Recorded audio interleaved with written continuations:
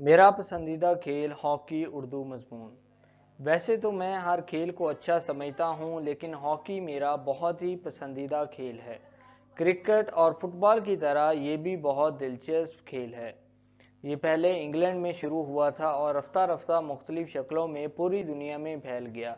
इस वक्त ये खेल पाकिस्तान में भी बहुत मकबूलियत हासिल कर चुका है। हॉकी टीम में कुल 11 खिलाड़ी होते हैं। हर खिलाड़ी के पास एक हॉकी होती है। हॉकी के लिए बिल्कुल हमवार मैदान दरकार होता है ताकि खिलाड़ियों को खेलने में किसी किस्म की मुश्किल का सामना न करना पड़े। हॉकी का मैदान 300 फुट लंबा और 120 फुट चौड़ा होता है। दोनों तरफ आमने सामने दो गोल होते हैं जिनके पीछे जाल लगा होता है और इसके सामने निस्फ दायरा यानी डी होती है। जो खिलाड़ी इसमें खड़ा होता है उसे गोलकीपर कहा जाता है। वो गेंद को गोल में जाने से बचाता है।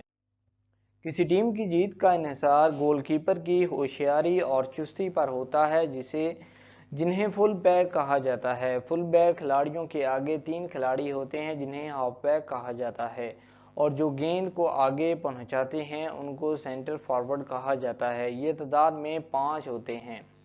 वैसे तो तमाम खिलाड़ी अपने फ़राइज़ सर अंजाम देते हैं, मगर सेंटर फॉरवर्ड गेंद को आगे पीछे ले जाने और गोल करने में बहुत मददगार होते हैं।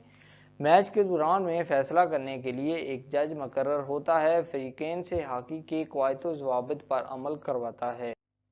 इसको खेल की ज़बान में रेफरी कहा जाता है। इसको खेल शुरू और बंद कराने के पूरे इख्तियारात होते हैं, और अगर कोई खिलाड़ी गलती करे तो उसका फैसला भी यही करता है। मैच के जीतने का फैसला भी रेफरी ही करता है, जो आखिरी और कतई होता है।